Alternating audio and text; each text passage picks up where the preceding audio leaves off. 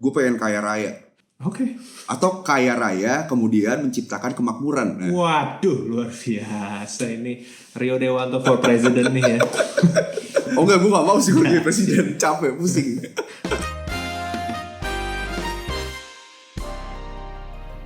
Selamat datang di The Industry, presented to you by Oppo.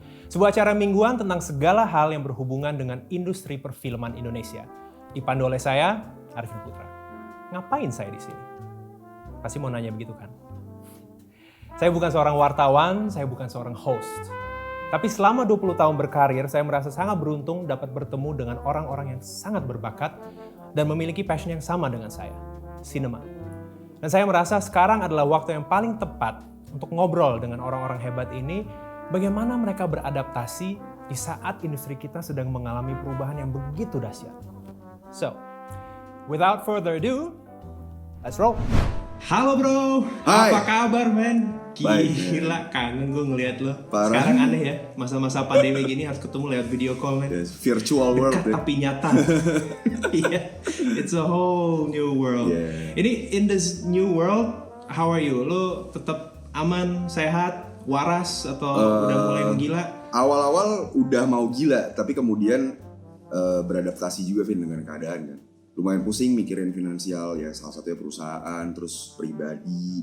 Tapi pelan-pelan bisa kok ada jalannya. Positifnya adalah gue punya banyak quality time sama Atika dan Salma gitu. Salah satunya tadi kayak gue bisa ngechat kamar dia. Itu sebenarnya kayak plannya udah lama, akhirnya bisa, akhirnya dilakuin juga gitu, ada waktunya. Kalau untuk karir efeknya gimana? Seperti tadi gue bilang kan lu sempat ada film yang akhirnya berhenti di tengah proses syuting gitu. Dan dalam sekejap in 1 week, all of a sudden the whole world changed. Ya yang gue rasain adalah yang paling penting transparansi aja sih, maksudnya dan komunikasi antara semua departemen di film sendiri, karena kan kita kan kerja kolektif kan. Kayak gue sama Asti juga seminggu sekali kita tetap reading sama si sutradaranya, terus juga ketika merancang protokol kesehatan kita juga dilibatkan, kira-kira dari sisi pemain yang nyamannya seperti apa, dari sisi produksi kita bisa provide seperti ini, kalau emang kurang nanti kita akan perbaikin gitu-gitu lah. Dan akhirnya sekarang syutingnya udah selesai atau udah selesai semua? Udah, kan sempet kan PSBB yang lockdown total kan sempet, terus habis itu kan ada PSBB transisi tuh. Nah itu kita mulai syuting lagi, terus udah selesai. Terus lu parno gak sih? Maksudnya pas PSBB transisi tiba-tiba suruh syuting lagi? Ada sih perasaan takut dan gak nyaman itu ada. Tapi kalau ketika gue mikirin kru syuting, let's say, maksudnya mereka kan juga butuh financial pemasukan untuk mereka kan. Dan yang kalau ngomongin bisnisnya juga secara holistik, kita belum tahu nih bioskop aja bukanya kapan men. Terus kita mau jualan filmnya gimana, bener gak? Kemudian kan di balik film tersebut masih banyak banget manusia-manusia yang juga membutuhkan dari sisi ekonomi tentunya gitu. Ketika gue misalkan mengambil langkah, ketika gue di posisi dirut gitu ya, Rio sebagai dirut, gue harus mengambil atau membuat keputusan yang sebisa mungkin gue nggak mengecewakan siapapun. Nah itu berat juga sih, maksudnya membuat kebijakan itu tuh nggak mudah kan. Lalu kalau di sisi syuting sendiri, kalau gue as an actor gitu, Rio sebagai aktor, ya gue melihat bahwa kembali lagi tadi bahwa kita di film itu kan kita kolaboratif, kolektif gitu ya kerjanya, dan aktor-aktor di Indonesia ini kan kita sama kru semua departemen lumayan punya hubungan yang dekat lah. Kita ngejalin komunikasi yang baik sehingga banyak banget kegelisahan atau mungkin kayak kebutuhan mereka gitu di saat pandemi ini yang ternyata gue tahu bahwa ternyata kita nggak sesiap ini ya untuk menghadapi pandemi kayak gini gitu. Buat lo sendiri, acting itu apa sih artinya? Acting itu tipu daya. Tipu daya. Apa tuh artinya? Menipu. Acting itu betul menipu. Jadi lo penipu profesional ya? Kayak pesulap aja. Oke.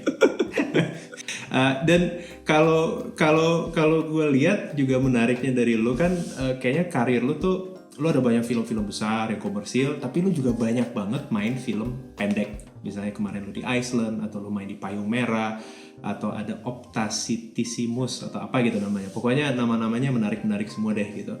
So, lu masuk ke industri perfilman tuh kayak gimana sih? Emang lu pengen atau nggak sengaja atau lu dipaksa orang atau gimana sih? Dulu sebenarnya pas gue masih kuliah, gue itu ngeband aja Vin, kayak ke kafe, tur kafe-kafe gitu, kayak band kafe gitu. Terus bikin lagu nggak pernah bagus, nggak pernah berhasil lah ya. Terus manajer gue yang sampai sekarang ini, dia dulu udah kerja di satu manajemen, megang beberapa talent lah. Salah satunya Intan Nuraini, mungkin lo tahu dulu. Terus megang penyanyi juga Rosa. Oh wow. Jadi dia udah punya pengalaman itu. Nah dia tuh kakaknya sahabat gue dari kecil. Jadi udah kayak kakak gue juga lah.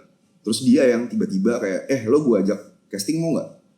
Ini ada PH FTV, dulu Dharma Wangsa 10. Cobain aja. Terus gue kayak, gue kan gak bisa acting ya, maksudnya kayak gimana gue gak tahu. Kata dia, udah cobain aja dulu, maksudnya supaya lo tahu pengalamannya. Oh ya udah deh, siapa tahu ya kan, maksudnya ada pemasukan dari apa namanya pekerjaan lain gitu. Meskipun tadinya gue punya ambisi gede untuk jadi penyanyi yang gak laku-laku itu. Jadi kalau lu sendiri lu justru pengen jadi penyanyi, lu gak pengen jadi aktor? Pada masa itu ya. Iya. Oke, ya kalau lu sih cocok sih jadi anak band sih, cocok gitu. Terus gue tour casting dari PH to PH. Tour casting gimana maksudnya? Sering gak diterima soalnya Ben, gak langsung diterima gitu. Yang pengen bikin lu casting itu apanya? Maksudnya emang lu pengen cari duit atau lu suka dengan acting atau lu pengen cari duit awalnya? Gue pikir mungkin gue bisa dapat uang, kemudian ya gue pengen tahu juga gimana sih prosesnya film. Siapa tahu kalau memang gue dapet, gue bisa ngebangun networking, gue bisa kenal sama banyak orang, gitu-gitu Vin. Kayak hanya mikirin itu aja sih. Terus lu casting ke berapa tempat sampai akhirnya dapet gitu? Gue lupa berapa kalinya, tapi akhirnya dapet pertama kali filmnya Joko Anwar, Pintu Terlarang, satu scene. Saya baru saja membunuh istri saya. Apakah saya akan dibakar di neraka, Romo? Kalau lu bisa balik lagi ke masa lalu, lu tetap akan jadi aktor atau lu akan milih jadi musisi? Kalau dulu nih balik ke masa lalu, gue belum nyobain casting. Ya jadi musisi lah. Gue nggak tahu rasanya dunia acting soalnya. Jadi lu jiwanya benar-benar jiwa musik ya? Lumayan sih, maksudnya musik tuh jadi apa ya? Ketika gue mau masuk ke satu film pun persiapan, pasti gue punya momen untuk kontemplasi dengan musik doang gitu, entah itu di ruangan kerja gue atau di kamar. Ruangan kerja gue juga isinya kayak ada turntable sama ada, kalau gitarnya lagi di luar sih. Turntable lu bisa nge-DJ? Bukan, gue jadi ada koleksi vinyl dan banyak banget, ada ribuan kali di bawah situ. Diriku tergoda, terbawa dalam kesemuan harum menggoda nurani. Kalau menurut lu bisa nggak sih hidup layak sebagai aktor di Indonesia? Ini mikirin seluruh aktor di Indonesia ya? Enggak sih. Maksudnya pekerjaan seorang aktor itu nggak kalau dari sisi ekonomi nggak menjanjikan itu sebenarnya. Ya let's say aktor-aktor di panggung lah tuh. Ya proses mereka panjang, pentasnya juga cuma berapa kali. Kemudian kalau ngomongin bayarannya berapa, bisa hidup dari situ? Nggak mungkin. Jadi mereka harus gimana menurut lo? Ya sehingga harus memutar otak, atau ya itu balik lagi, kita harus punya asosiasi yang membuat bisnisnya memang sehat, membuat menjadi industri. Nah menurut gue tuh di sini belum jadi industri. Jadi kalau di sini menurut lo masih apa istilahnya apa, home industry? Masih coba-coba. Masih bisnis saja, masih sebuah bisnis gitu. Tapi bukan industri. Kalau industri kan harus ada infrastrukturnya, harus ada distribusi yang benar, harus ada, ngerti gak sih Vin? Iya, ngerti. Kayak ada regulasi yang jelas juga. Salah satunya asuransi dan gitu-gitu lah. Masih banyak lah step-stepnya ya kan. Gue ngerti ketika gue ngobrol sama teman-teman dari asosiasi pun juga mereka bilang gak semudah itu. Gue ngerti memang gak semudah itu, tapi ya kita coba untuk ngarah ke arah sana kan. daripada diem-diem doang terus kerjaannya gosip, bener gak? Iya, setuju. Pemilihan pekerjaan itu sangat penting banget sih. Bukan berarti harus mengambil pekerjaan yang kelihatan secara nominal besar gitu, tapi nggak ada pengaruh terhadap eskalasi karir lo gitu misalkan. Buat apa diambil? Karena cuma masalah uang doang. Tapi memang balik lagi ya itu, kadang-kadang manusia kita punya kebutuhan yang harus dijalanin. Iya, karena gue kasihannya sih ngelihatnya itu, bahwa maksudnya kalau emang ada aktor yang masuk karena dibilang ya udah yang penting gue cari materi, jadi gue nggak terlalu idealis, gue ambil yang ada aja, itu justru mereka lumayan cepat gitu ya. Tapi kalau aktor-aktor yang bener-bener cinta banget sama pekerjaannya, pokoknya seniman banget, itu justru mereka lebih susah gitu kan. Jadi kalau buat gue kadang-kadang gue ngelihat dilemanya di situ gitu. Hi everyone, we want to take a moment to thank our sponsor Oppo for making this show possible. All video calls and also behind the scenes are shot on Oppo using the Oppo Reno 4 Pro. And this little guy packs quite the punch. Salah satu fitur yang saya paling suka dari HP ini adalah SuperVOOC 2.0 Fast Charging. Baterai bisa diisi dari 0 sampai 100% hanya dalam 36 menit. How crazy is that? Jadi saat kita lagi syuting dan hampir kehabisan baterai, kita nggak usah nunggu lama-lama. Charging 5 menit aja udah keisi 27% dan kita bisa langsung lanjut syuting lagi. So, give it a go. And now we go back to our show. Gue penasaran banget sama cerita lo, gimana lo bisa terlibat di filosofi kopi gitu. Karena kayaknya film itu kan lumayan merubah karir dan hidup lo kan. Sangat banget. Nah itu, jadi lo mungkin bisa cerita lo tiba-tiba bisa terlibat Filkop tuh kayak gimana? Jadi pertama tuh Ciko nelfon gue lagi baru bangun tidur. Ciko nelfon gue, dia bilang, yo dulu gue sama Ciko nggak begitu deket kan, maksudnya gue sama-sama kenal. Paling kalau ketemu sama Ciko tuh di acara apa namanya awarding gitu, terus tegur-teguran aja, nggak sedekat itu. Tapi ya gue tahu Ciko karena dulu kita grew up di satu daerah yang sama di Jakarta Pusat gitu. Bahkan SMP gue aja sama sekolahnya sama dia, tapi karena kita beda umur lumayan gap, jadi ketika gue masuk dia udah nggak ada. SMA pun juga ada yang gue sekolahnya sama dia gitu, tapi nggak pernah yang main bareng ibaratnya. Nah terus dia nelfon gue nih, gue baru bangun tidur, dia bilang, yo gue kan punya PH, Cinema Pictures, kita lagi ada project, kita mau ngambil bukunya Dewi Lestari untuk kita adaptasi, mau dibikin film, meeting yuk sama gue sama Angga. Udah, terus gue oke ketemuan sama dia gue inget banget di Dharma Wangsa Square di Gelato, apalah itu dulu ada yang es krim itu. Kayaknya masih ada deh.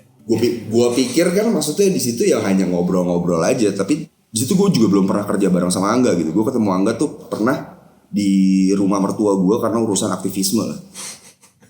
Iya beneran. Ya kalau Angga kan intens banget ya kalau udah soal aktivisme, waduh. Iya, maksudnya terus ya maksudnya gue belum pernah punya pengalaman kerja bareng sama Angga. Udah ketemu sama Angga sama Ciko, Angga jelasin projectnya seperti apa, karakter yang ditawarkan ke gue apa, kemudian udah. Terus gue bilang, oke, nanti tinggal dikirim draft kontrak ya. Gue nggak perlu casting, gue bilang. Oh enggak, ini casting menurut gue, kata Angga. Oh gitu, oh oke. Terus by the time mereka nyiapin produksi ya, kan gue juga intens komunikasi sama mereka juga kan, selain reading gitu, maksudnya coba yang ngobrol personal sama Angga soal karakter dan lain-lain. Akhirnya muncul ide-ide, ya mereka udah mikirin gitu bahwa bisnis si IP filosofi kopi ini akan dikembangin, akan coba di stretch jauh mungkin gitu. Nah kemudian ketika gue masuk, gue pun juga ngelihat potensi itu, gue coba ngasih input juga, dan akhirnya sampai jadi kayak sekarang lah, Vin, kurang lebih. Terus sekarang lu menjadi direktur utama dan bertanggung jawab untuk 100 orang. Iya, kurang lebih lah. Sama ya kan. Hebat loh. Suhu. belum Vin. Kalau ngobrol sama teman-teman yang lain gitu, kayak itu sempet ngobrol sama Edward yang punya Kopi Kenangan. Dia karyawannya 3.500 men. Bahkan nih targetnya ya tetep aja men, mau 100 mau 3.500 tetep aja pusing juga men. Ya pasti. You're wearing a lot of hats my friend gitu kan. Yes. Jadi kenapa lo merasa lo harus ngejalanin semua ini? Maksudnya emang lo ada ambisi terpendam atau emang kebetulan aja? Gue pengen kaya raya. kaya raya tapi Oke. kaya raya. Oke. Ya. Lu pengen jadi paman gober ya? Ya kok, tapi nggak pelit ya. Maksudnya kaya raya kan lo ketika lo mau ngelakuin apapun itu lo nggak mikir lagi kan. Lo mau ngebantuin orang nggak Oke. mikir ya. Tapi kalau gitu lu pengen makmur atau lu pengen kaya raya? Kaya raya harusnya makmur gak sih? Nggak juga ya. Atau kaya raya kemudian menciptakan kemakmuran. Nah, Waduh, luar biasa ini Rio Dewanto for president nih ya. oh enggak, gue gak mau sih gue jadi presiden, capek, pusing. Jadi kalau lu intinya lu pengen kaya raya untuk akhirnya menciptakan kemakmuran untuk orang-orang di sekitar lu gitu. Gue dan orang-orang di sekitar dan ya seluruh makhluk hidup lah ibaratnya. Nggak itu, ya itu salah satu apa ya, bercandaan gue aja. Tapi pengen juga, cuman ya gue pengen sebenarnya ngejalanin apa yang buat gue menyenangkan aja buat gue sih. Maksudnya gue bisa ngerasa bahagia, gue bisa ngerasa damai gitu, dan tapi nggak melupakan orang-orang lain juga yang terlibat gitu. Itu sih. Lu sendiri kalau pertama-tama sebagai aktor, harapan lu untuk industri film kita apa? Dan kalau emang lu bisa rubah sesuatu, lu pengen rubah apa sih dari industri kita? Ya harapannya semoga kedepannya ya kita industri secara keseluruhan gitu menjadi lebih baik pastinya. Maksudnya bisnisnya sehat, kesejahteraannya juga yang paling penting, menciptakan talenta juga yang luar biasa gitu mudah-mudahan. Tapi belum tahu juga jalan keluarnya gimana. Maksudnya pasti jalannya panjang banget, tapi ya pelan-pelan aja lah. Kemudian ya satu sama lain kita saling suportif aja sih, itu aja sih. Gila men, gue jadi banyak belajar dari lo. Kayaknya ya lo pengen banyak bantu orang, terus kayaknya filosofi kopi juga merubah hidup lo dengan begitu dahsyat. Thank you banget lo. Sama-sama Fit, gue juga thank you man. Gue juga banyak belajar dari lo. Buat hari ini. Banyak banget. Thank you. Gue lebih banyak belajar daripada lo. Enggak, gue harus lebih banyak, gue gak boleh. Thank you banget udah nyiapin waktu untuk hari ini. Iya, sama-sama, bro. Sukses banget untuk filosofi kopi 3-nya. Thank you. Semoga sukses semuanya, Lo semoga juga. lancar semuanya. Semoga. Sukses dan I'll see you when I see you. Yeah, Stay man. safe. See you when you see me. Take care, Fit. Of course. Bye. Bye. Itu dia ngobrol santai dengan Rio Dewanto, seorang pendengar yang baik, a constant learner, seseorang yang ingin meraih kesuksesan namun tetap berempati ke orang-orang di sekitarnya. A truly interesting human being. Kalau kalian suka episode kali ini, jangan lupa untuk like, subscribe, dan komentar. And also, jangan lupa tekan tombol lonceng supaya kalian tidak ketinggalan episode selanjutnya dari The Industry presented by Oppo. You can also follow our socials di @cinemaheads.id. And thank you to all you cinema heads out there. Stay safe, stay healthy, wash your hands, and that's a wrap. Oh.